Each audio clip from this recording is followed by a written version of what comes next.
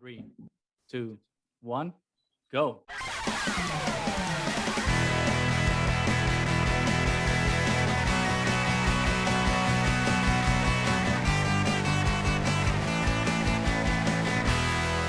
Welcome back, everybody, to the Triad of the Fours podcast, a podcast from Puerto Rican friends coming together to do deep dives into Star Wars and other nerd-related media. This is season 4, and we're very excited to finally conclude our little mini-series about Indiana Jones, because we finally get to talk about Indiana Jones and the Dial of Destiny. It's interesting because we've been always calling this a duology, but never thinking that obviously it's going to be a trilogy because we will eventually have been talking about Dial of Destiny. So we are very, very excited to have this conversation. Finally, there will be spoilers. So if you haven't seen it, do yourselves a favor and go watch it in the theaters, como Dios manda. Trust me, you will not regret it. And joining us again, as he has so far, thank you so much again, Alex Damon from Star Wars Explained, another fan of Indiana Jones. We are so glad to have done this whole series with you. And now we get to talk about the last installment. Probably finishing it, right? Unless Harrison decides that he's got one more again in him. How's it going? Say no to that. We had someone ask, like, what would be your reaction if they announced, no, we're going to do a 6. I think it would be like an exasperated sigh, just because it's like they keep on being like, this is the last one. Okay, no, this is the last one. No, seriously, this one's the last one. If they do make a last one, hopefully like Marion and Indy actually, stay together. Just right. Stop with the on and off type of thing. Stop messing with our hearts. You're old enough. Let's be mature about this. Stay together for the kids, even though the kids are gone, I guess. Spoiler alert. But yeah, it's been a long time coming. Like, I know I've been very excited for this movie. I know you've been very excited for this movie. Now you've been excited. Everyone's been excited for this movie. It's a great summer for blockbusters. Let's be honest, because now we have Barbie coming. We have Oppenheimer. That's gonna be a wonderful day. I just got my Barbenheimer T-shirt because I'm gonna hopefully do the double feature for those. We got Mission Impossible, so it's gonna be really fun summer for movies, which might kind of spell some. I don't know how much anyone here cares about box offices or box. I don't know how you would say that. Whatever. How about the box office of a film? But I don't know how it's looking for Indy. I'm really hoping that this movie, does well at the box office, because I really enjoyed it, and everything I've been seeing so far indicates that we don't know how it's gonna do, because it seems that the con reviews that came out originally that were kind of sort of trending towards the negative kind of impacted how people were flocking towards the movie premiere, but it seems like now the reception has been more positive, especially word of mouth, and that has been particularly good, it feels to me, for the movie. So hopefully it does well, because we want Lucasfilm to get we want to win on the docket and shut up some of the internet naysayers. But Alex, what did you think? What were your expectations? I know you were tempering them. You had you were responsibly speculating and tempering expectations, but we can't help but have something when we go into the movies. So what was that experience like for you? I don't really think I had many expectations. I had hopes, and it was basically just based off of what you and others had said, other people I trust that were fortunate enough to go to the premiere. I had everyone. I was like, tell me what you thought. No spoilers, but just like some basic thoughts. And you said it was your third favorite, and that was kind of what I was hoping for. Mm-hmm. I guess my larger hopes were that it would make me feel as great as Raiders and Crusade do. It did not quite reach that for me, but I do agree that I think it's my third favorite Indy movie. So I still had a good time. I was happy and content as I left the theater. Awesome. Nani, how about you? I know you're sometimes more cynical about these things. So what was your experience with Indy? I had a lot of fun with it. I'm gonna agree with both of you that it's solid, like right there in the middle as the third best one, probably. I was smiling throughout. It was actually better than I was expecting it to be. I never really expected it to beat Raiders or Last Crusade. Mm-hmm. It's because I don't think it can be done when you add all the nostalgia value that you have to it. Like, even if it would have been better, I think it would have been very difficult to beat those two. But I did really enjoy it. It was so much better than Crystal Skull, and I did try to temper my expectations as well. But it was fun. It was a fun film. I went with El Hosbando, who isn't actually a big fan of Indiana Jones, and he Huh. thinks it's probably been his favorite one since he doesn't have like that nostalgia factor attaching the others to those. He Really? actually really enjoyed it. Yeah.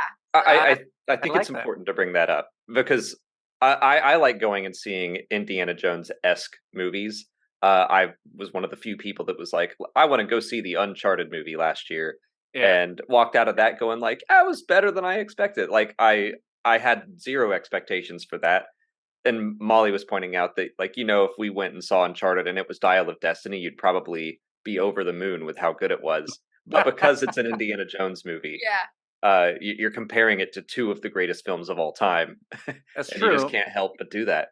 Yeah. And I think to that point, I think that's sometimes one of the ways that people are also unfair about reviewing this movie because I've seen some, and I don't know why I do this to myself, but I torture myself by reading negative reviews sometimes. And some of the negative reviews that I've seen for Dial of Destiny have been very frustrating because most of them always say kind of the same thing. It's kind of like, well, this would have been a good movie if it hadn't been an Indiana Jones Right. movie. And I'm just like, so it's a good movie. Yeah. So you just said it. Like the performances were good, cinematography was good, the film was good. So just because it's Indiana Jones in the title card, all of a sudden now it's not good. I feel sometimes it's very disingenuous, which I feel it's very frustrating with Indy. And some of the things that are happening are also the things that I expected were going to happen, which is people that were hating on Kingdom of the Crystal Skull now are just saying like, "Oh, see, Kingdom was so much better than Dial of Destiny because it was Lucas and Spielberg, and there's a magic to that." And now it's just Mangold, and it's like, okay, well, you weren't saying that 5 years ago, uh, but no, I love Dial of Destiny. I thought I to, and I have full disclosure, I did see it at the premiere, and it was a very Which impression. definitely has to It was a change very yes. perspectives.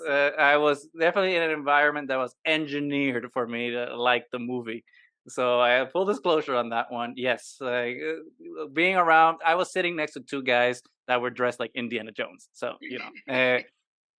that definitely influenced my liking of the Yeah. film. So that's why I wanted to watch it a second time. How did it feel, Uh, yeah, when you watched it that second time without all that added influence? Honestly, I Without felt the John Williams hype up concert. Of course, yeah. the hype up, which I should have seen coming because they always pull that crap. They always hide him somewhere, like in the basement or in the attic, and then just drop him, and everyone's like, Just falls out "Whoa!" of the ceiling.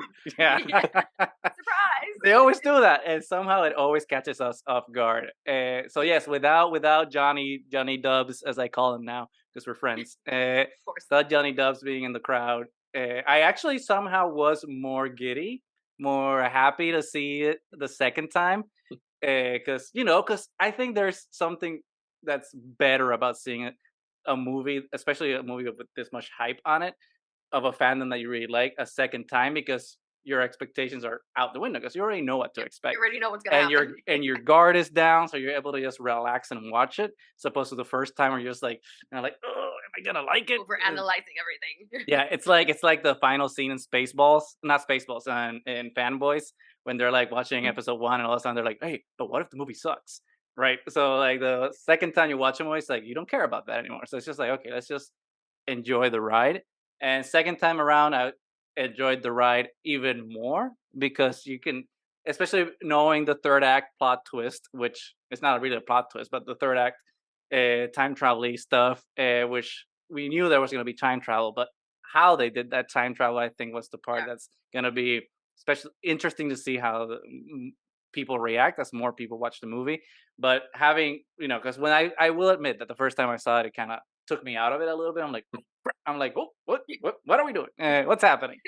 Uh, but the second time, it's just like, okay, it was better because then you see the little doll, whatever The thing you call marionettes, it, yeah. thank you, the marionettes, and you're like, oh, sure, there it is. And then when they're at Archimedes' tomb, and it's like the phoenix with the propeller, you're like, oh crap, this is good setup, and good payoff.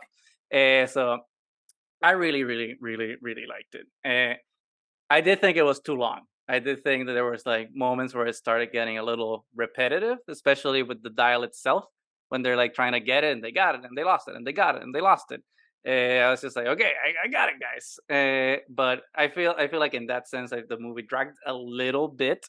It wasn't necessarily bad, but I feel like it's a common trope now with especially Disney movies. I feel like, especially with like the live action remakes and everything. It's just like, oh, let's just add 20 minutes to the movie because long movies are cinema. And I'm just like, Yeah, it does seem like just every movie has to be 2.5 hours now, and I'm like, we Yeah. we can go back to just 90-minute movies. That's Yeah. it's all it's fine. right. Yeah, good Totally is fine. good Yeah. is good. What did you guys feel? Did you feel like the movie dragged? Do you feel like it was perfectly timed? Like, what was your experience in that department, or was I kind of alone in feeling that the movie was a little too long? I thought it was long as well, but I also feel like it was well paced. I don't remember a moment where I was like bored or not Mhm. engaged. So I think it was successful there, but I do think 2.5 hours probably didn't have to be that long.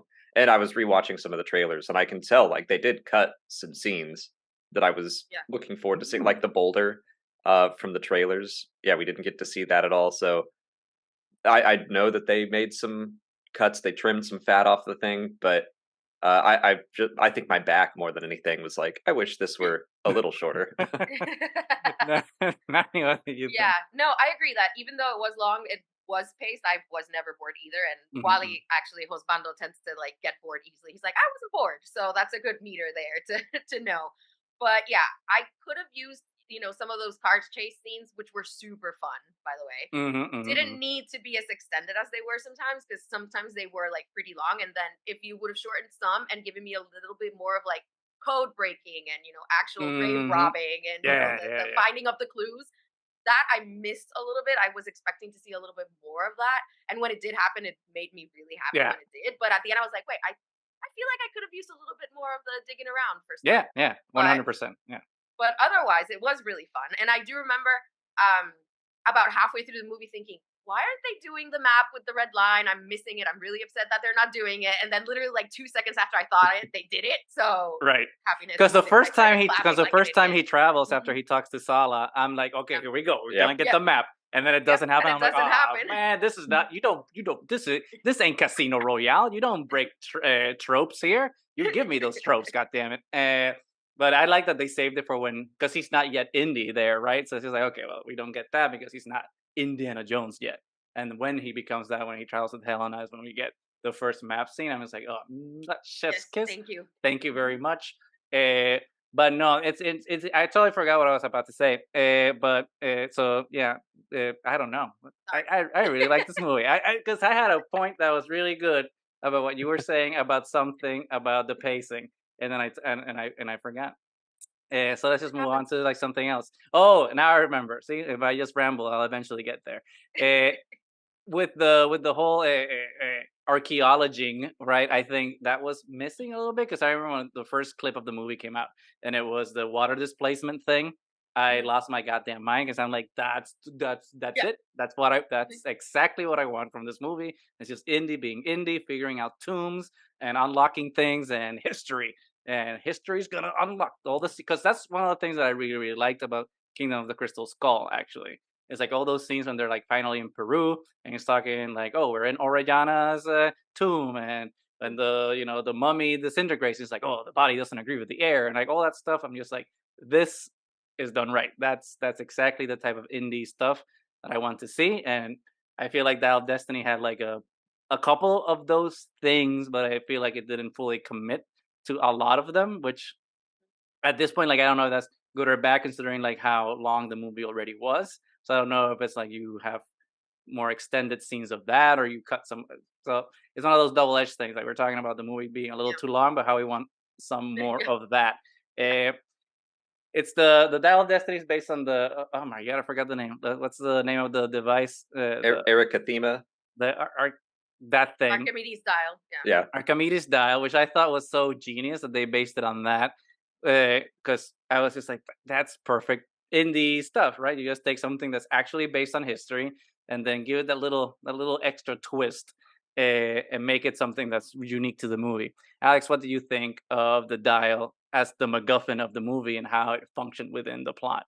I really, really like the dial, and I did some very surface level research on it before seeing the movie, and I was impressed with how much of it I was like, "Yep, that's all true." The where they found it, when they found it, how they Mhm, found it, the fact that it's made of all these gears and stuff, and it's like technology like this isn't seen anywhere else in history for another like 1,000 years or something, and it mhm. is just this weird thing that we actually have, and we can't really quite explain it. So to take that and then just go crazy with the fiction of it and be like, what if it wasn't just for predicting the phases of the moon or something, Mhm, but it mhm. it, it can travel through time? Like that's perfect indie for me. And I have a question about that. I see your opinion, but I'll pin that after Nani. What do you think of the? Or you can ask in case you forget. Because touche. Yeah. It is Sunday. I might forget. Do you think? Because this, I think, this is like now, like when we get into like all the deconstruction of the third act. Do you think that the dial itself is magic and does produce the fissures in time, or do you think the dial is not magic? It just detects them. It's like a compass, right? It does nothing on Yeah, its own. Yeah.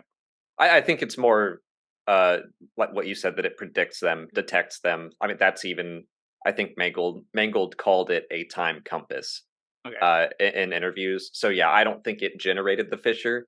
I think that uh Voller had to have the almost right calculations to get there and know where it was going, where the plane had to be. I don't think that the dial was generating the fissure. So in a way, this is the only Indiana Jones MacGuffin that doesn't have power in of itself, because the Sankara stones have power.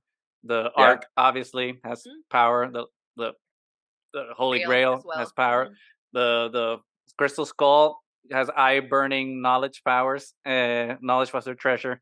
But like the Dial of Destiny, technically is not technically no in that sense. It's just the only unpowered item in the Indiana Jones mythos, which actually I think is very interesting for the story itself, because it grounds it in a way that like all the other ones aren't. Even though we do have time travel, but it's still somehow not magical. And I think yeah, they make a whole point right in the whole movie of being like, this That it's isn't magic, science. it's Mhm. mathematics. right. I was going to say Yeah. exactly that. I liked Voller and his view of the whole thing. Which, Yeah. let's all pat ourselves on the back. I think when we were speculating a couple episodes ago about how they're gonna bring Nazis back into the story, everyone was right Yeah. on speculating that it was going to be Operation Nazis and Paperclip, NASA. and it's going to be NASA, and that was great. An expected reveal, but welcome Well done. nonetheless. Yeah. Mhm. Mhm. What did we think of Mads Mikkelsen as Jurgen? And now I start with you. What do you think of him as the villain? I thought he was great.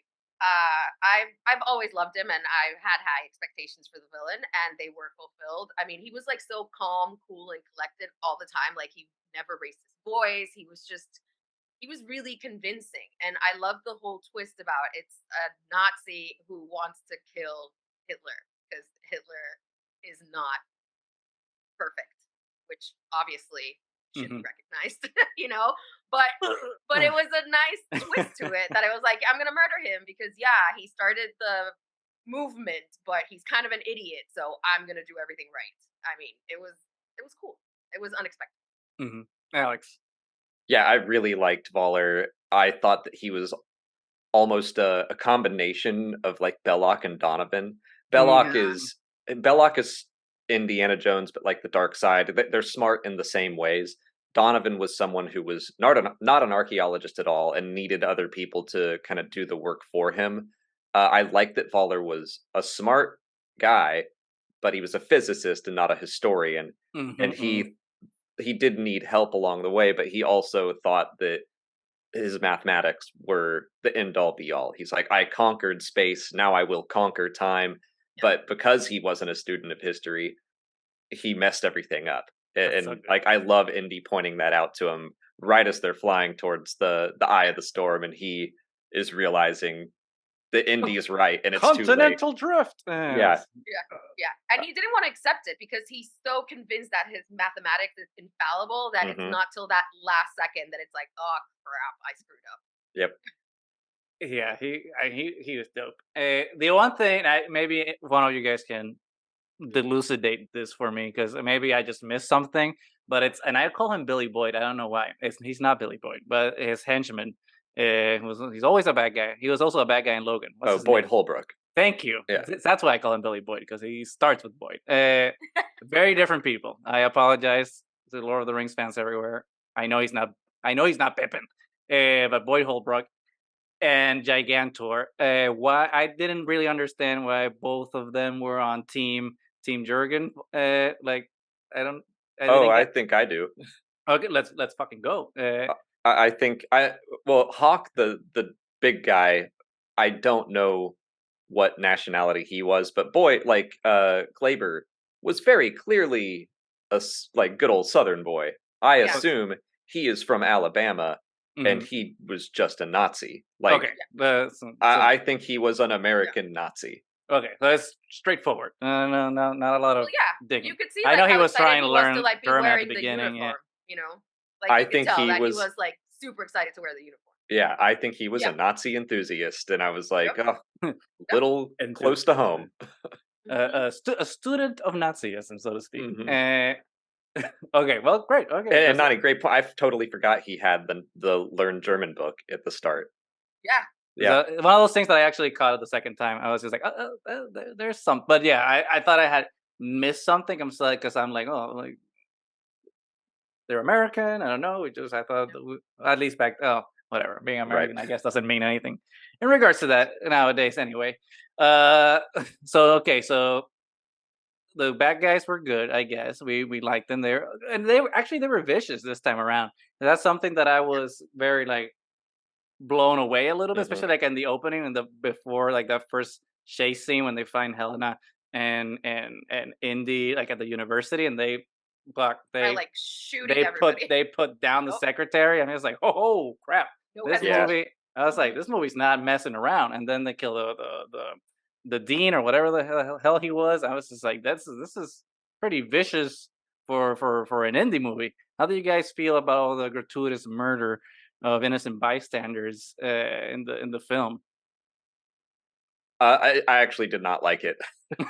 It was something that I would say I would change if I could. Because indie movies are always violent, but this made me feel bad about it constantly. Because just innocent bystanders don't tend to get caught up in these adventures. So Yeah. the two teachers, the cab driver, and then Yeah. Ronaldo and Well, his whole crew. the cab driver, we don't know because The CIA agent said that they killed 3 civilians, oh and okay. that dude had the gun like hidden behind his back. That Yeah. cab driver's dead. It was like take care of him. Yeah, he died. Then Ronaldo and the whole boat crew, like Antonio Banderas. yeah, like that I was know. just it made me just sad. Nani, how did you feel about Yeah, all yeah. the It was a little intense. And it wasn't really necessary for the story either. So you didn't really need it. I mean, kick all the Nazi ass you want, but the poor secretary and the teachers and the cab driver just minding his own business, and poor Antonio Banderas just poor trying Antonio to Banderas? find No wonder he treasure wasn't and at the premiere. I was just like, why isn't he here? I was like, oh no, I get it now. Okay. yeah, very murdered. I mean, and yeah, and there's a lot of fighting throughout these films, but I mean, a lot of the violence kind of happens behind the scenes, like it's Hmm. happening, but you don't necessarily have to see it, which sometimes is a little bit more creative than just easily shooting somebody. So I don't know. It was weird to see it in these films. And then Harrison Ford revisited his the fugitive days as well. They had to add True, in the true, the true. whole murder I part didn't kill my in. wife. Yeah. So I don't know. It was a little bit gratuitous, and which is fine in other films because he doesn't love a little bit of gratuitous violence, but it didn't necessarily fit with Indiana Jones. I don't know. I mean, it's interesting. I'm not saying like that we needed so much murder, but I do think that So much. it helps establish the stakes, right? Because if Mhm. we Mhm. don't off the secretary, we just like, oh well. I think that the movie starts with that like, oh, these guys aren't that bad. The minute you kill a nice lady that's just checking in on Indy, it's They like mean business. they mean business, I and they had to kill Antonio and his crew because they needed that boat. They're not gonna. So that one I think I get. I think I would have felt better, quote unquote, about it if Kleber, who did most of the violence, if he had a worse death at the end. That That's was what I was gonna something get to. like Mm, Yeah. I actually really like Waller's death, even though it wasn't crazy and supernatural the yeah. way many of them are. But you know, Tote is like the worst villain in Raiders, and his face melts. So I would not have minded if something worse happened to Kleber because he was the really violent one. He was Mhm. the American Nazi. Even if he was Yeah. just one of the people that got like super impaled by the Romans, that would have been better than just like the plane crash, I think. Yeah. Yeah, that's interesting because that would have been cool, but I don't know if that would have pushed the movie into R rating territory, which it wouldn't be unheard of for indie films to keep the violence Escalating. going. One of the pilots got impaled.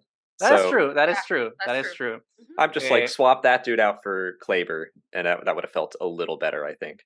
do you think though, now that we're talking about the villains' deaths, do you feel that we got what we needed from an indie film in terms of like the gore from the death of the villain? Because we do see Mads Mikkelsen, right, and we do see him burnt Pretty to gory. Yeah.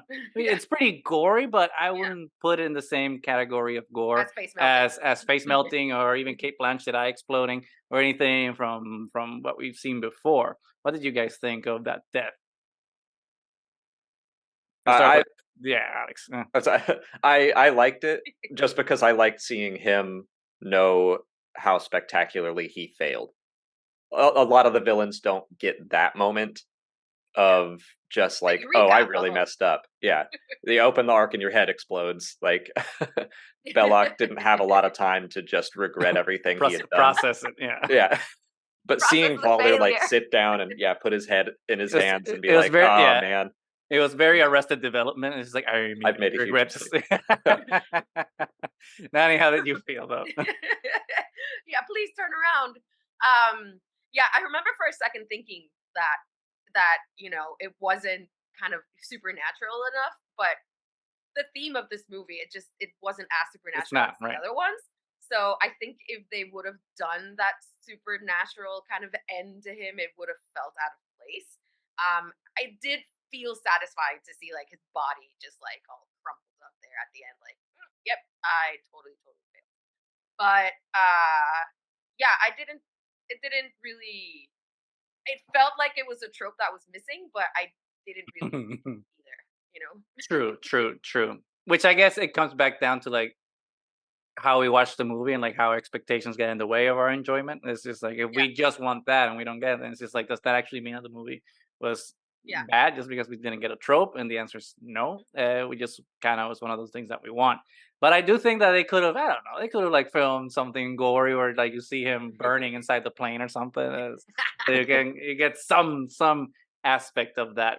But like I don't want to talk about the third act too much just yet. We see a lot of familiar faces, obviously, and one of those that we definitely see in the trailer. And I was very surprised to see how much screen time actually they got in the movie was Sala, and always nice to see Sala back in the movies. Uh, Even though like there's lots of things that we can talk about in terms of like whitewashing and having John Rhys Davies portray this character, and that's definitely a valid conversation to be had. We'll have that at some other point because I don't think we're gonna talk about a lot of other things right now, but definitely something that we do keep in mind when we see those things. But seeing Sala again was very interesting, especially with how they framed it. Our friend Brandon from Talking Bay 94 had said something interesting about like how they appreciated how they brought Sala back because of like Brandon's background and obviously then Sala's character's background and having been brought into the states because of the war and having to escape that country, I thought was very interesting, especially with that context. So, uh, how did you guys feel with Salah being back in the movie? What their role was and the extent of that role, Alex? At first, I didn't like it because I was just like, wait, why is he here? Oh, wait, he's a cab driver? But then when we got to his apartment and he explained everything, and it's like, oh, and he's got his family here and he seems happy, I was like, okay, it made I can sense. deal with that. Yeah, yeah. At first, it just felt completely out of Mhm. nowhere, Yeah. but I liked it in the end. And Natty, what did you think? Yeah, I had kind of the same reaction. It's like, how this is really random. Like, Yeah. did they just put him in here just to put him in here? Is that like the Yeah, whole non point? sequitur. It, Punch. it, it felt kind of like Lando in Rise of Skywalker, just like, oh, he's here. Hi. But yeah, but I really like the interaction with the family and everything, which was really important in that first film. Like just to kind of ground Indy into like seeing somebody with his family that's like happy and solid, and the comments about they understand what it's like to be Egyptian but also American. They know their history and all these things. So I thought Hmm. they were very cool interactions. So, and it's good for Indy especially because we see him in this such a depressed point in his life where he feels completely alone. To at least have this friend that's been with him Hmm. forever. It's good to know that he wasn't completely. Which I think is kind of I mean, this movie does a lot of things right, and I really really appreciate it. I think it's definitely like a great indie movie to end, well, allegedly end the movie end, because it does a lot of things right and brings things kind of full circle in that sense. And Salah really kind of exemplifies that because we've seen Salah since Raiders, Sovereign Crusade, not to see him here in a completely different context and to kind of help pad in the storyline, right? Because we see from the beginning that he's already has had Salah as a friend in the States close to him for a long time because he's been living there. And the fact that he wants to stay in the past when he says like, I have, who am I gonna come back for? And it's just like you, and it's the ending, it's very poignant in that sense. Like, look at all these people that you have here For that like who? Yeah. care and like love you and that are part of your life already. That you're just like it's I think it's the whole indie trope, right? The thing that that it's the treasure's always been there. You just look past it. You just have to like Hmm. get your head out of your ass and be able to see that that treasure's right there. So Sometimes a yeah, punch to the face helps. sometimes a punch in the face helps. Sometimes both physically and metaphorically, I guess. And we get both. We get both in this movie. Uh, but yeah, no, Salah was great. And he give us one of the best line deliveries of all time with "Give him hell." Indiana Jones is something that I will always appreciate. It's one of my favorite Indiana Jones moments. Even though I will say I didn't like how it was intercut with the little comedic bit of Indy almost getting run over by a By a car. car. Because I'm just like, God damn it, man, that was such a good moment to just like cut into the plane just flying off and with the map and everything. But I get what they did, why they did it, because he's not Indy yet and he's getting his bearings straight. Uh, Speaking of another returning character, Mutt Williams, he is in the movie in some capacity. He's in the post-credit scenes. No, I'm kidding.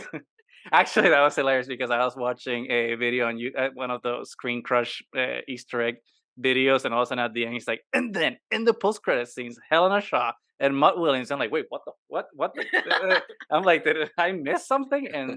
And then it's obviously trolling us, but it's still funny. But when we leave the prologue, we see like the camera pan through Indy's apartment, and we see the flag with like Mutt's picture in military regalia. So at that moment, I was like, okay, theory confirmed. Let's all pat ourselves on the back again on that one. Mutt's dead, and which I think one good job because not my favorite character in the films, but I think they did it in a poignant way to not only just fit in historically with what's happening like in the film, but also gave Harrison one of the best scenes that I think he's ever acted. Like, let's not say his whole career because it's been an expansive career, but definitely an indie film. Like that scene with Helena and him on the boat when he's talking about mud. And he chokes up. Ugh. Like I'm like that's Harrison going 1,000% on indie. So and now I start with you. What do you think of Mutt's death and like his inclusion in the film and what it meant for Harrison slash Indy's character? Yeah, that was intense. I cried like a little bitch. But it was so emotional because yeah, one of the good things, and we've talked about this before about these films, is that there's so much strength in these relationships and they're done Mhm. so well. And we were speculating like what had happened to his family because we know that he's like in this alone, like kind of depressed place when we first meet him in the film, and that we know that it's with Helena that he's running around. It's not with Marion or Mutt. So we had talked about the fact that maybe they were dead. I think that was you because that was really depressing. And I think we remember saying that I think you said, Alex, that you would rather that she be dead than they be divorced because that'd be so depressing, like after everything that they've been through.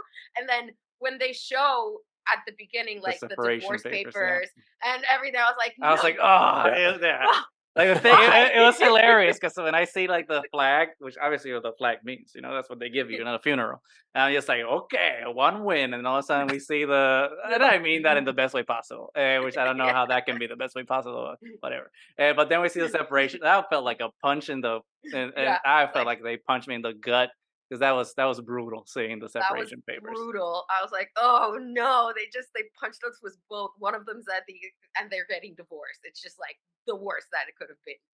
Uh, but yeah, so we get these snippets. We know what's going on, but we don't get the full story until that scene on the boat. And it was so well acted. It was really Mm. emotional, and I thought Helena was really good as well. I wasn't expecting to like her as much from the trailers, Hmm. honestly. I don't know why, and I really really enjoyed her character. Because you hate And women, right? You hate women. of course, yeah, that's exactly what it is. Of It's course. just Disney being woke. God, suck.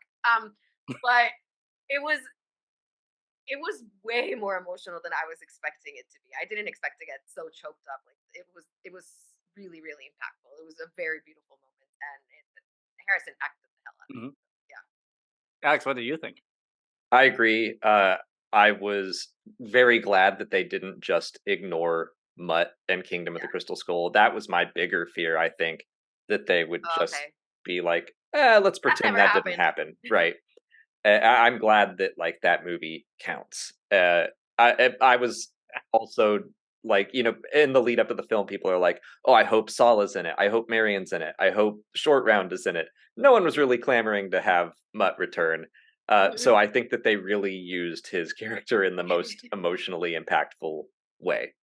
Yeah, And Yeah. I honestly, agree. all the stuff on the boat, not only that scene, but the whole boat sequence is probably those like 3 or 4 scenes are probably my It's favorite yeah, moments of the film. it's really, really good. Really good. Because one of my favorite parts of that sequence is definitely the use of the snake bit, right? Hmm. Because that's one of the things that I dislike the most in Kingdom of the Crystal Skull. It's like when they throw the snake at him, it's like just call it a rope, and I'm like, okay, like this is ridiculous. Like we know Indy's afraid of snakes, but can we I don't know. It was used in a kind of hokey way, so Right. I didn't really appreciate it.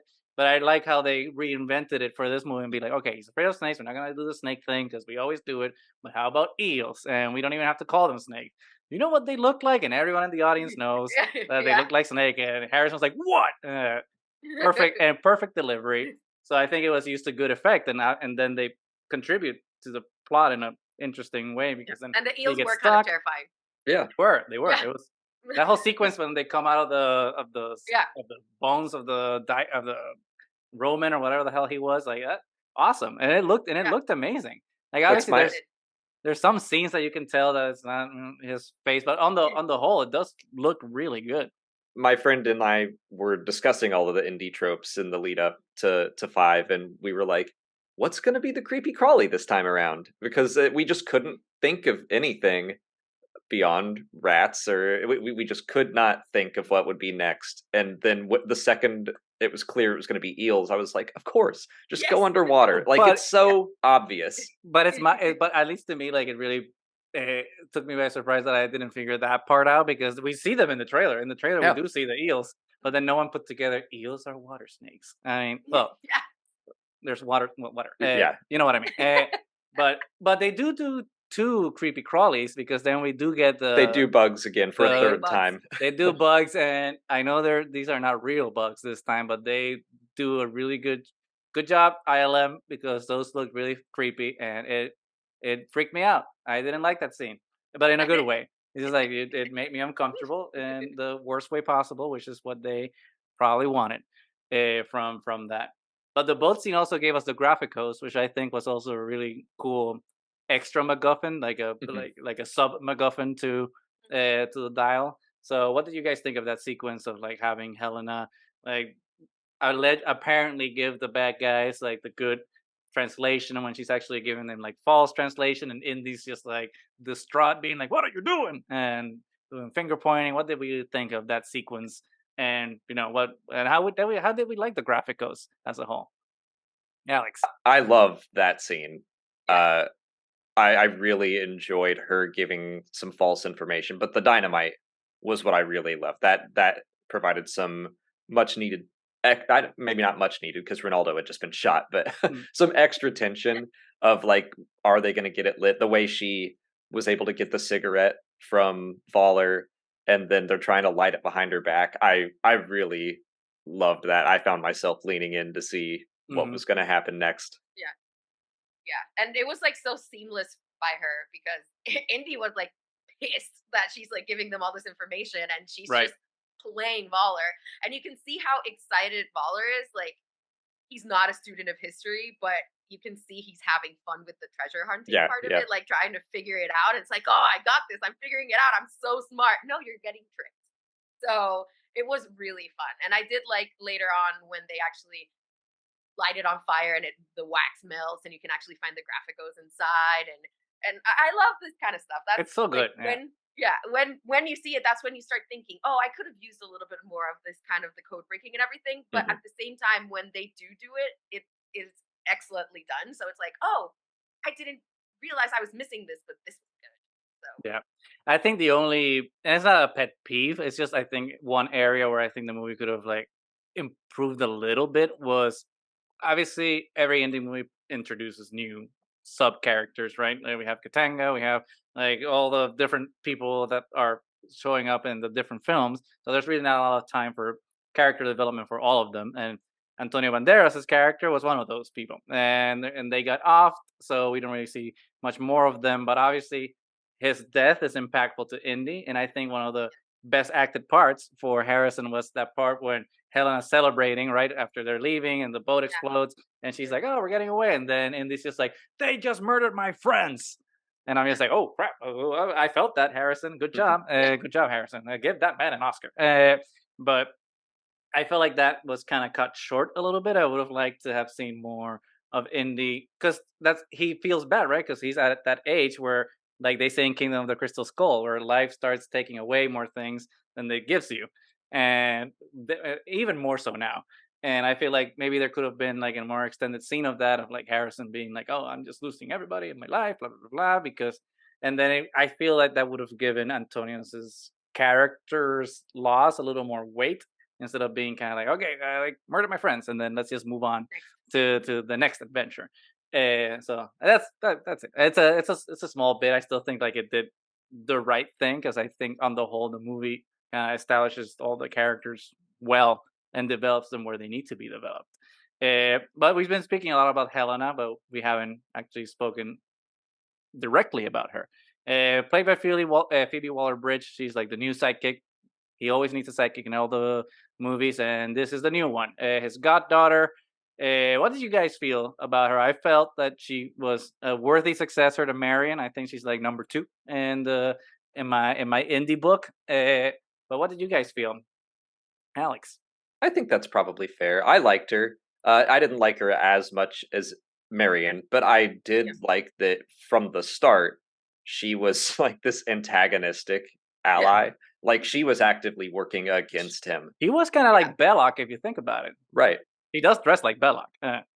Like yeah, I mean I think that that's fair. There were a lot of references to Indy's past within her, I think. She's Mm, basically who he was in Temple of Doom, mhm, seeking fortune and glory. She has Teddy, who she met basically like Short Round mhm. and Indy met. So I think that she was supposed to be someone closer to Belloc, and then over the course of the film becomes more like Indy. So I liked her for the most part, but the butting heads bit was probably my favorite part of their yeah. relationship. Nanny. Yeah, it's good because you don't have this sidekick who's like in awe of our main character. It's somebody Yeah. who Mm, challenges him and kind of brings him back to who he was, not just like mhm, because he had mhm, fully embraced like his professor personality and kind of let go of the adventurous side of himself. And then she was too much into the adventure and for all the bad reasons because she says a bunch of times that she's just in it for the cash. And even though she is a student of history, and denies that part of herself because, and he points it out, like somebody who's in it just for the cash doesn't memorize her father's books like word for Which word. I So love that scene by the way. We'll get to it, but yeah, so she was the character I wasn't expecting to like as much as I did. Again, I think it's almost impossible to beat Marion. You just can't do it. But she was a worthy successor, I would say. and something I liked about her, especially in contrast to Mutt, is that obviously Mutt challenges Indy, and so does Helena. But I feel like at least in King Crystal Skull, Mutt does it in a disparaging way, where they're always poking fun of Indy's age, and they do that here. But I feel like here it's more it's more tasteful in a way. Like she's not like making fun of him because he's old. Where like And it Mutt's always doesn't like, "What are you like 80?" It's necessarily, like, ah, come on, yeah, and man. it doesn't feel as forced. I feel like that relationship with him, Harrison Ford, and Mutt, like in Crystal Skull, it felt a little bit forced sometimes, and like the jokes were kind of, Yeah, yeah. I don't know, too in your face. I don't know. And this relationship just felt more natural and more Yeah, believable. So I I did agree. like Teddy asking if he went to school with the Wright brothers. That was funny. yeah, That was that was good. funny. That was good. that Well, was and funny. I think it makes more sense that a very young person Mhm. would do that joke because a young He person wasn't is trying to be emotional. mean, he was genuinely Exactly, curious, like Yeah, exactly. yeah, As opposed to Mutt just being yeah. purposefully a jerk to Indy. Uh, but no, yeah, Helena was great, and that scene I think for me was very poignant. And I caught it like the first time, but it really hit home the second time I watched the movie was when they're talking about the dial and everything, and all of a sudden Indy just asks her like, "Oh, why would you go after the thing that drove your father crazy?" And yeah, then she asked him like, "Oh, wouldn't you?" And I was just like, "Oh crap, Last Crusade." yeah. I'm like, I that know, was I was like, "Ah, you it I hit know. with your movie. You're doing the right things." I know it's a very small moment, but did you guys pick up on it when it happened, and what did you think of it, Alex? Yeah, I think that Mhm. this movie really did a good job at calling back to the previous films without being super fan servicey about it. Mhm. That's exactly what I took away from that moment. Was I was like, "Yep, Indy would go after Yeah, the thing," even though it didn't drive Henry Senior crazy the way it drove Basil. But Mhm. yeah, if it had, I think Indy would have. yeah. Nani. Yeah, I thought it at the moment, and I turned to Husband. I was like, "Oh, he did do that." So I it was a good moment. So I was so smiles. And calling back to like the original movies, there is obviously everyone talks about the aging, especially like with the prologue, but there's actually two de aging scenes in the Yeah, movie. And there's obviously the classic de aging that everyone's talking about in the prologue that we'll talk about in a couple of minutes. But then there's like the second scene where like they actually de age Harrison, Kingdom of the Crystal Skull Indy, which obviously it's easier to de age because it's kind of closer to where Harrison is now. But yeah, that also like the was pretty cool because then they dress him up kind of like how he was dressed up in Crystal Skull. So we kind of have mhm, like all the eras of Indy like within the one movie. So I think it does that like you were saying, Alex. It's like it's fan service in a way that doesn't distract from the movie, not like in your face. Yeah, not in your face. obvious. Yeah, But speaking of fan service, I will ask you the question that you asked me, which I failed to answer. Did you catch any Star Wars Easter eggs in? And if you did, and you're gonna do a video, don't you can leave some surprises for that. But were there any things that you saw of Star Wars Easter eggs within the movie? Not really. The only thing I noticed was a sound effect as the plane comes Oh out yeah, of the fissure, and it was the the failing Millennium Falcon. hyperdrive. Yeah, But that sound is just a failing plane engine, so it's kind of like this circular. I don't really count that you pay for specifically and as a it's been reference. used in Indy before as well. Right. And correct me if I'm wrong, there is a Wilhelm scream, but it's not the original Wilhelm scream. It It seems like a sounded new, altered. yeah. It sounded. I don't know if it's like a new version of it or they tweaked the audio for it, but it did not sound like the classic Wilhelm. It sounded enough like it that I was like, "That's the Wilhelm," but I think they just changed it a little bit to have some fun. I agree. Speaking now of Wilhelm screams and all traditional indie things, there isn't more traditional indie than the prologue, because the prologue is classic young indie. And one of the things that happened during the beginning of the movie that I was both excited and then swiftly disappointed by, and I want to know your guys' opinion on this, is the transition. We were talking last time. Yeah, When yeah. we, The logo. we were Yeah, talking about Temple of Doom they're gonna and, do the and Disney Skull, and Castle, or we were talking about like, is there gonna be what's gonna be yeah. the transition? We have the Gopher Mound. We have Mhm. the mountain in Raiders. We have like all these things. And here, all of a sudden, it starts with the Disney Castle, and I'm like, okay, well, that means we're not gonna get the Paramount logo. But all of a sudden, we got the Paramount Get the logo. pound logo. Yeah, So I'm just like, okay, well, here we go. Here we go. We're gonna get our and then it transition, doesn't happen. and then it doesn't happen, and then we get the Yeah, Lucasfilm logo, Lucasfilm. and Mhm. that does transition to like the square of like some Like a box, lock, I think, or a something. lock, and I'm just like, that sucked. That's what people get. Like, I didn't even catch that, and people have been correcting me in my comments constantly, and I'm like, that barely counts. Come on, like, Yeah, it's just it a does rectangle. Come barely. on, like, Yeah, it does not count. It it doesn't does. yeah. even have the arch to it. Like, come Eh, on. how did and this is a stupid nerdy Yeah, nitpick to get hung up on, but it's fun nonetheless. And I thought about it, Because so because the minute I saw the Paramount logo, I'm like, let's go, we're transition gonna time, do it. baby.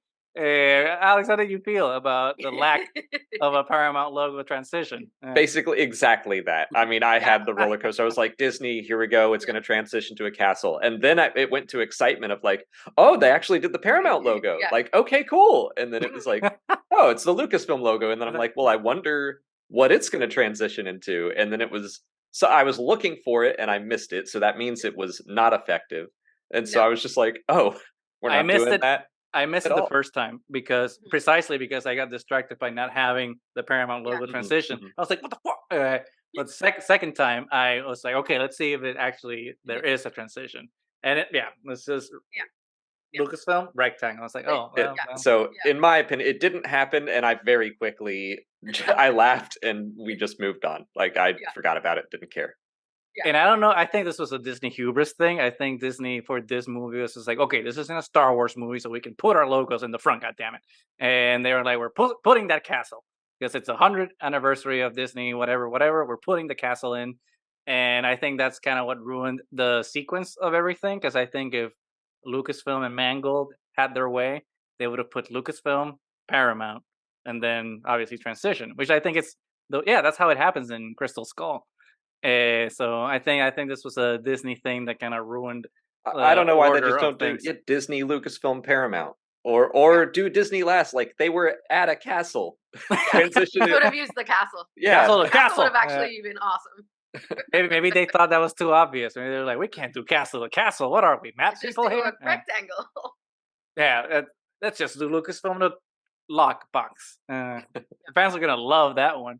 But it's fine. It's fine. Yeah, Listen to track from the way. But at least as a font nerd, I was very happy when the title yeah, card comes up Mhm. and it's yeah, in the style of the Raiders of the yeah, Lost Ark. yeah, And I was just like, this is beautiful. Like, this is yeah. perfect. I love that. So now that we have all this nerd font thing and logo thing out of the way, the prologue, which was a pretty long prologue. I don't know if it's as Yeah, long as Last Crusade's prologue, but it was substantial. One of the most exciting parts of the movie, I think, like universally, I think everyone loves it. We have the de-aged Harrison Ford, which I think looks pretty damn good. I have my qualms with it, and we'll get to that. But Alex, what did you think of de-aged Harrison one and two, the prologue itself? I'll start with the prologue itself. Really liked it. Thought it yeah, was an awesome start, like with him and the noose, and then the bomb happens and goes yeah, off, and then the noose is pulling. Like it was all very pulpy and Indy, just yeah. like yeah, one problem after another problem after another problem. So I liked the structure of it a lot. I thought the action sequences were fun. The de aging, I agree. Like it's the best it's ever looked, but I still you can't like get it out of your head. You're just constantly staring at it I have a because theory you about that, know. and I want to Yeah. see what you think about it. Mhm. Nani, what do you think about the prologue? Yeah. That the prologue was super fun. I mean, running around in a train and Yeah, kicking Nazi ass, like it's great. Like there was so much fun in that entire sequence. It just didn't stop. It was so much action, and you're just like hooked from the beginning. It's Indy has such a good way of starting films. Like every hmm time you get through that prologue, it's like, yeah, that's how movies should start. Just like from the beginning, just catches you right away. The de aging, I think it is some of the best we've seen, but it's always a problem when they start speaking. Like Hmm. when Yep. they're solid and not moving, it works really well. But as soon as you try to make like the facial expressions and the mouth, you can't really see Mhm, it mhm, mhm. for what But it I don't is. but I don't think And it was because sorry to cut you off, but, like, I yeah, don't think it but was it's that because of and the voice as well, because you yes. Yep. expect him to sound Yes. younger, and then Yes, it's like this exactly. disconnect of what he sounds like now, which obviously your voice changes, Mhm, and mhm, to mhm. see like the young version as soon as he speaks, like, oof, that's not what he's supposed to sound Yep, like. yep. So both that and the mouth, but it's still some of the best de-aging we've seen, I think, and it didn't really take me out of the scene. So in that sense, I would say that it's successful, but Yeah. it's still you still like you were saying, Alex, like you can't not stare at it. Like you know it's there. So No, I really believe it. I think that sequence is perfect. Like, the news stuff was great, but, like, for me, like, what really was the creme de la creme of that scene was the whole train the sequence, especially, train. like, the Yeah. inside of the train. Not so much Yeah. the outside, when they're, like, on the roof of the train, Yeah. because we've seen that a million times. Not that it wasn't good, but we've seen it. I Yeah. like But the inside sequence was more fun. inside with Yeah. him, like, Hmm. having to, lock all the Nazis and, like, sit with the tray to pretend that they're not seeing him, like, all the classic indie Yeah. fun hijinks of, like, trying to like get through to like get to the object was really Yeah. really fun. But the de-aging, I thought the de-aging was like incredible. Like I'm not gonna, I feel like that was ILM flexing, being like, look at all the different things we can do with this de-aging because different light settings, like because they were like with that whole Yeah. Mhm. flashlight and changing where the points are. Because usually when they do de-aging, it's like a Like flat light source, so it's yeah. just like Hmm. easier for the software to do it. But here it's like, nope, look at us. We are the best VFX company in the world. And I think it was absolute perfection. The only thing was exactly what you said, Nanny. For me, what took me out of it was the voice, which I was surprised by because I thought they would do, and I didn't sit through the credits to see if they actually used the re-speecher, I was but about to ask if you knew. I was surprised that they would just use old Harrison voice because when he starts talking, I'm like, whoa, why did we get grumpy? Why did we get grumpy Harrison all of a sudden? And but I got over it really fast though. Like after like Hmm. in the scene for a bit, I feel like you ease back into it because it's still Harrison, so it's still Harrison's voice and Harrison's Yeah. face. So after a while, you're like, okay, it's fine. Good, but because the same thing happened to me in Rogue One when I was watching the CG Tarkin, which Yeah. people are up in arms about how horrible it looked, but I disagree. I think CG Tarkin looks perfect. It The looks only good thing, until he starts talking. but then Yeah. when he talks, it's Hmm. not his voice, and I'm just like, well, it's not him, and because he doesn't sound like Guy Henry. So it was kind of, but that's worse in that sense because he keeps talking like Guy Henry and not like oh my god, I forgot his name. Help me out. Let's get off uh, Tarkin's actor. now Peter you, Cushing. yeah. Peter I Cushing. was There like we go. Peter something. Oh, he was friends with Christopher Lee. Anyway, but yeah, no, CG Harrison, perfection, which took me a while to figure. So we'll see when the movie comes out on Disney Plus. Yeah, We'll sit through the credits. I don't think I consider it perfection, unfortunately. And I What got the took you off? same. It was also the voice, and I kind of do suspect that they used the re-speecher because it reminded me of Luke and Grogu in Book of Boba Fett, where Yeah. Okay. the voice just sounded flat sometimes. Where I was like, shouldn't he be screaming? Or I can't remember the lines, but it was something on the roof, and he was Oh, you talking to want to stay Basil. here? Something like that. Something that it just felt like there wasn't any. Emotion behind the voice. Yeah, it just Like sounded like someone reading a line, But without like they weren't screaming it on a train, and it reminded me of Luke talking to Grogu, being like, "Is that all you've got?" like And it was like that sounds like it was monotone. supposed to be a playful, like, "Come on, kid, like you can do a little more," but it just came across very just like flat. Hmm. But then that to me raises more questions because then it's just like if you're going to use a feature, why would you Why? Yeah, still not? Why wouldn't you just commit and just go full young Harrison? Because it's still a grumpy Harrison, even yeah. though even though to Harrison's credit, he did not sound grumpy. He did sound like chipper, young, spunky Raiders Harrison. So good job on the acting there to portray young enthusiasm.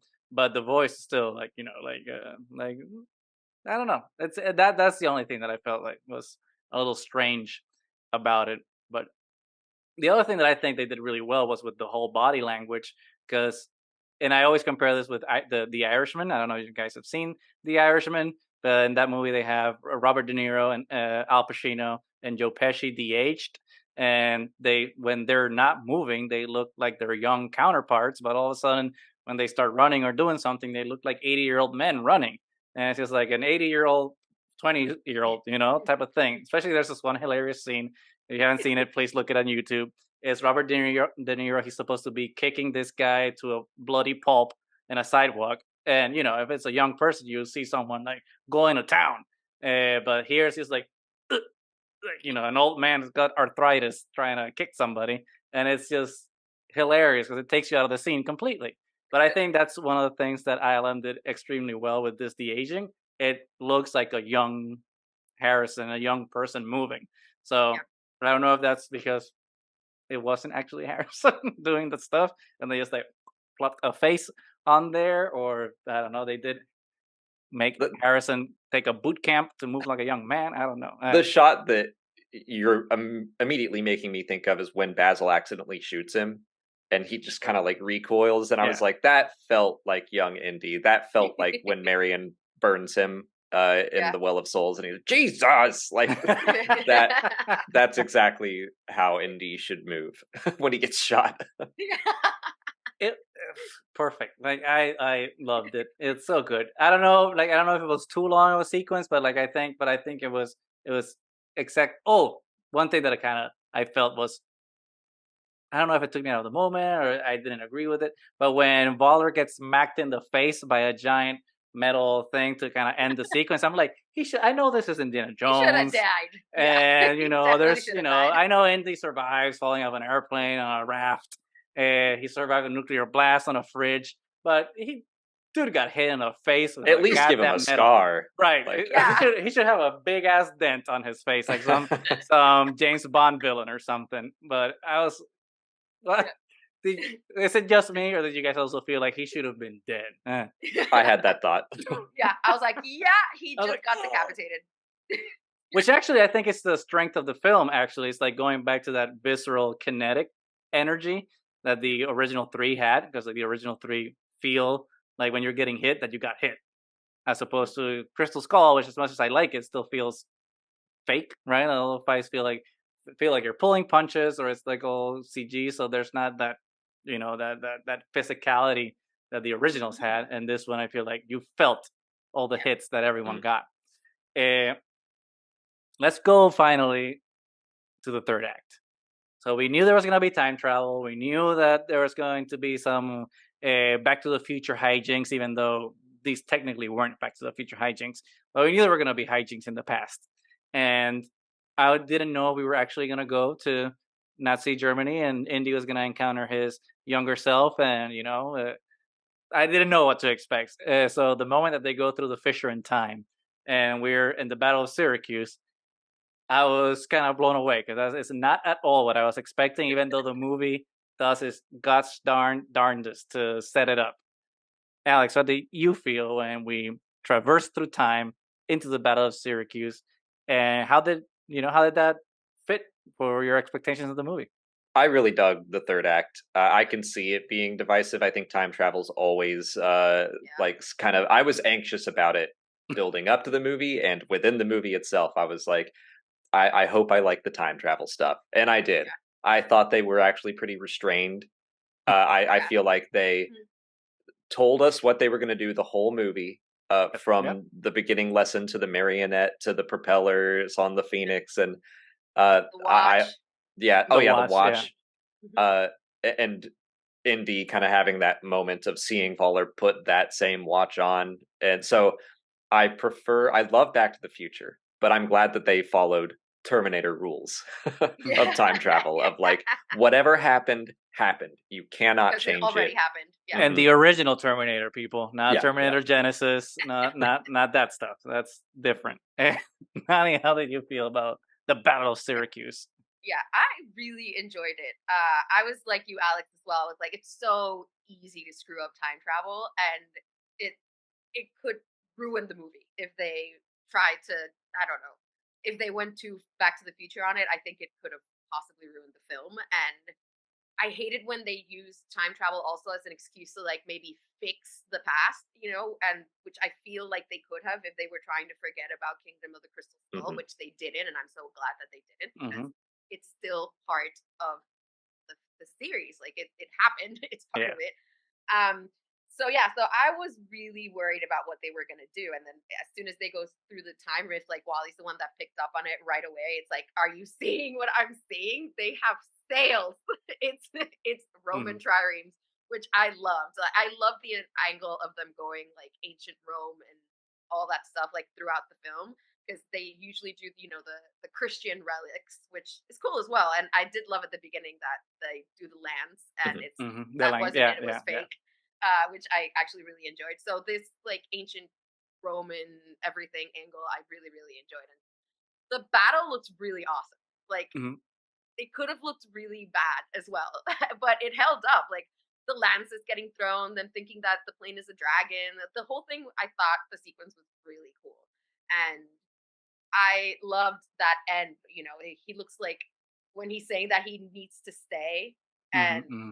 he's being all indie about it, and the music swells, and he puts on the hat, and I'm being such a badass because I'm staying behind because I'm going to witness history, and then he just gets punched in the face, and I was like, it was such a relief. It was like, thank you for doing that. Yeah, because it Yeah. was dragging a little bit. I was like, at that point, I was like, okay, because that's the thing.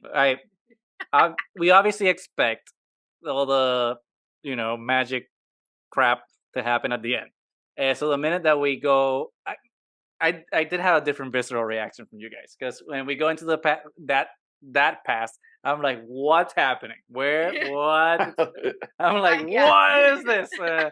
I'm, I really liked it. I was about to yell at Kathy, like, Kathy, what you do? What? It's like, James, my boy, what is this? The internet's gonna hate you. But because like I was just like, oh, we're going that much in the past, like how like we need another hour of movie then. It's like to be able to then we need to get back to the future. 85 miles per hour. Like this is a whole nother movie that we just started. So like I was worried. But then when that whole scene with Archimedes starts happening and he starts talking about being in the past and he has nobody, and it's like, okay, the theme, it's about the Yeah, theming, and like so the theme of the whole five films. I'm like here, and he like always wanting to protect the past, and now he is the past in a world that's moved on from him. Now he feels more. I was just like this, chef's it kiss. works. Good It job, works. good job. It works perfectly, right? Especially not just with the themes of like all five of the movies, but also with this whole movie as itself, right? Because it's all setting itself up for that.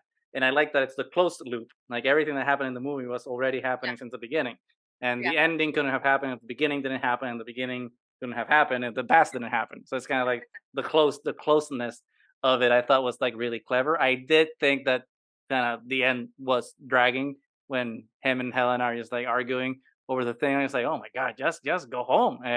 Thank you for punching him. Thank you. But I did appreciate the punching, even though it was a little jarring. But I did think that it works to set up the final scene, which I think kind of Oh, my heart almost exploded watching that final scene because I wasn't.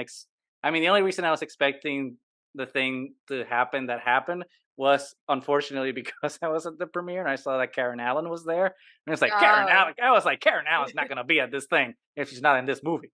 And Mhm. then Brandon goes up to me. He's like, "Oh no, they put her in the billing and the last poster, so she's gonna be in it." And I was like, "Ah, thanks for ruining it, man." So, so all of a sudden we have the Karen Allen scene, which was such a beautiful scene. It was incredible. The second she walked in the room, Ah, I Oh yeah. like boom, tear. Oh yeah. Oh yeah. Same. I was like, and and she looked amazing. Like I feel like yeah. she looked like way better than they made her look in Crystal Skull. Thinking Crystal Skull, I don't know, she looked a little funky there to me. I feel like here in Dial of Destiny, she looked amazing. So the minute she walks in, I'm just like, oh, here we go. Let the waterworks. So, Alex, how did you feel about we're past the Battle of Syracuse? Now we're back in 1969, and Karen Allen, Marion Ravenwood walks in. What was that scene like for you? Well, I'll jump back to Syracuse for a second, just because I like that Indy is just kind of not allowing himself to see all the things he does have, and he's Mm, like, I want to. I have a chance now to be a part of history. And it's like, dude, You've they always been, just yeah. they just landed on the moon. And Yeah. he's like, you are living through history, and you've been through World War II. And if we want to count the Young Indiana Jones Chronicles as Mm. canon, you've met so many people, and he acts like he's just kind of not able to move past his grief and see that Yeah. he is living in history. He does have so many people who care about him. Helena is literally arguing with Archimedes about Yeah. like wanting Indy in her life, and he's just like, nobody wants me. And it's like, dude, wake up. And then to have him wake up and see Sala there, Mhm. and Helena and Marion. I loved the Marion scene in the end. Nani, how did Yeah. you feel? Yeah. My heart, as soon as you saw her walk in, I really wasn't expecting her to show up in this film, and it just brought everything full circle to me because Mhm. the whole movie I was still so upset every time I remembered that they were getting divorced. I would get like I would feel upset about it, and then to see her and for them to recreate that scene from Raiders or Mhm, mhm. Where Doesn't It Hurt? As soon Ah, as he asked it, I was like, "Oh, they're doing this. My heart cannot take it." It was perfect. It was a perfect way to end that film. It really was. but I also like that obviously even though it's a very sentimental scene, it also has a little bit of humor in it because like in the Yeah. beginning when he gets the divorce paper, he puts like the little magnet on her picture, and then On her here like when face. she's there Yeah. putting things in the fridge, it's just like in the background just moving the magnet off. It's just like, okay, that's such a little moment that like not a lot of people might pick up on, but it's still so indie and hilarious. And that kind of helps lighten up that scene. It's great, especially with when Sarah and Helena are just like, oh, let's go get some ice cream. And Teddy's just like, I don't remember. She She already already bought bought some. ice cream. And she's like, let's go, my dude. Let's And, go. and hearing Sala sing as he's walking away. Yes. Oh my, that was so good. And that's one of those scenes that like got a lot of like cheers when people like start hearing Sala singing in the background. I was just like, yeah, it's good. I think it was a great way to just end the movie, especially with like that exterior shot of everybody just being happy and going to get ice cream. And then just pans and we see the Hat. hat because he hung his hat, but not quite because then he just takes it off and the movie ends. What did we think about that ending and what it might mean for Indy or the franchise? Alex, what did you think? I think it's done. I think they've said Yeah. I think they've said enough. Harrison has said enough to be like, this is the final adventure. Indiana Jones is like done cinematically. I think him snatching the hat back off the clothesline is like Indiana Jones is back as they said, but more like emotionally, Mhm. spiritually. Yeah. Maybe he has more adventures, but like we don't need to see them. Like he and Marion, they better stay together this time. Yeah. Oh, Like yeah, that's Stop please. fooling around, I kids. yeah, Stop yeah. fooling around, Come you on, crazy kids. Yeah. Settle down. Have yeah. some. Well, you can't anymore. But whatever. Nani, what do you think about the ending? Yeah, I think they just added that in because, well, one, it looked cool because it did Mm. because it's the hat. Come on. It's very George Uh, Lucas too, with like with the yeah. PowerPoint transition. So yeah, so I think they're done. But I think it's what Alex said that he's because Marion asks him, are you back, You're back. Indy? Like, are you actually back? And I think it is that that he finally is able to deal with his grief and look at the people around him and appreciate the life that he still has. So I think that's what that meant. I don't think they're doing any more films. I don't think they're doing any more films with Harrison Ford, Right. but we don't know Do you what think the. they're I yeah. think I look. I think Mhm. Disney is a corporation. I think Disney Plus needs content because this is the first time apparently, like in streaming history, where like subscriber counts have been going down. Or it's just a Disney Plus thing, or it's like a global thing. So Yeah. I think people, not people, these companies want to push more content to push more subscribers to their platforms, and I think that nothing's off the table. I just don't know in what capacity, right? I don't know if they're gonna reboot the Indie Chronicles, or if they're gonna like do a reboot of the series, which I hope to God they don't. Oh, But I don't see them not doing walking away something from the franchise with completely. this franchise. I Yeah. just don't know what the angle could be because how do you make Indiana Jones series without Indiana Jones. Well, James Mangold in a podcast on Happy Sad Confused mentioned the Ravenwood series that was rumored, and he said like I saw some of the stuff they were putting together for that, but it sounds like that's not moving forward. Which I don't think Abner Ravenwood could support his own series. We know we've got the video game on the way by Bethesda, but it's Xbox exclusive, so I am not a fan. It'll be on PC too. I don't have a PC. Oh, I have a PlayStation. God damn it! I bought a PlayStation 5 for a reason. But yeah, like I would be okay honestly if they were just like Indiana Jones is a franchise I love, but also one that I'm like I don't need a movie every year. No. It's just one that I like revisiting. I don't think it can sustain it. I mean, let's be honest. I think from what we've seen with this box office for the film, how it's doing so far, I don't think we're alone in saying that we don't need more movies because most people are just like, okay, I thought we were done. We're okay.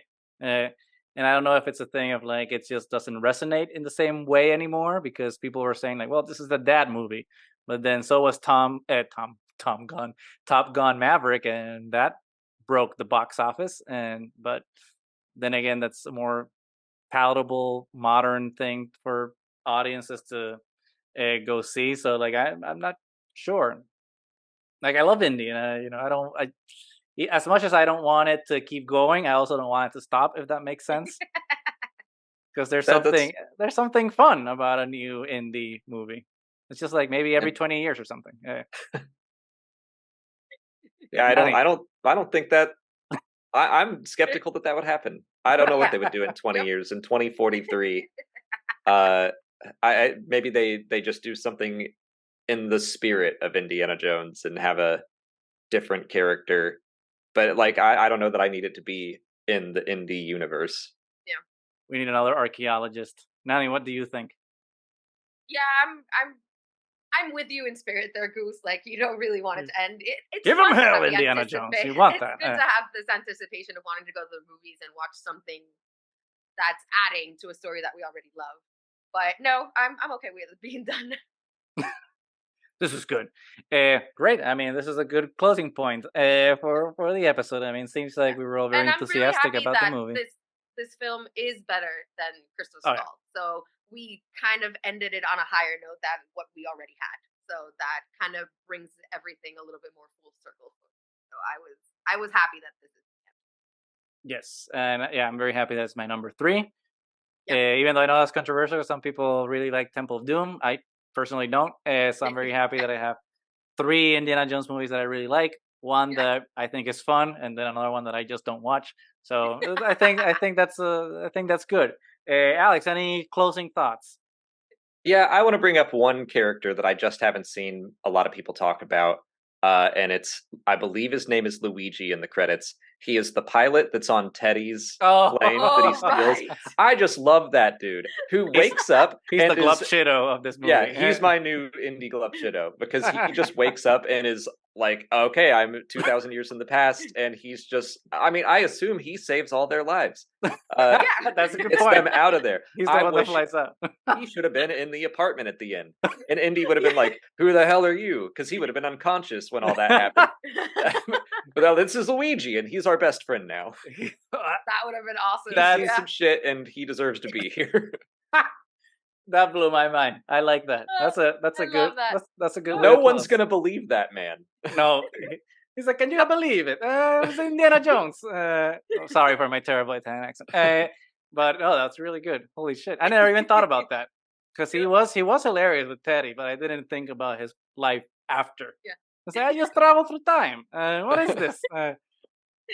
Maybe he was drunk at the time, so he thinks it was all just a drunk dream. But holy shit, Nani, any closing thoughts? I love that. No, that was perfect. Alex, thank you so much for joining us. Where can people find you? What do you have coming up in the future for your channel? I'm on Star Wars Explained. Mostly talk about Star Wars. Talked a lot about Indiana Jones the past month, but we're going back to Star Wars.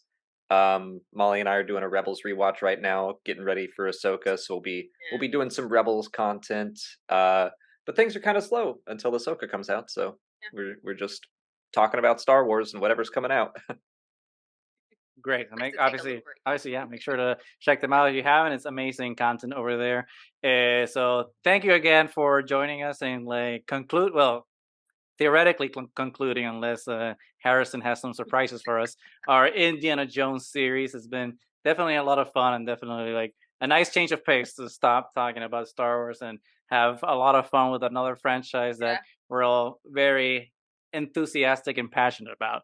So thank you so much, and I hope everyone obviously has had a great time listening to all of our silly thoughts about everyone's favorite archaeologist. But with that, Nani, why don't you sign us off? Thanks again, Alex, for joining us. This was so much fun. I hope everybody goes to the theater and watches it. Don't worry about the naysayers. Just enjoy it. It's a great summer film. Just have some fun with it. So we are Triad of the Force. Until next time, may the Force be with you.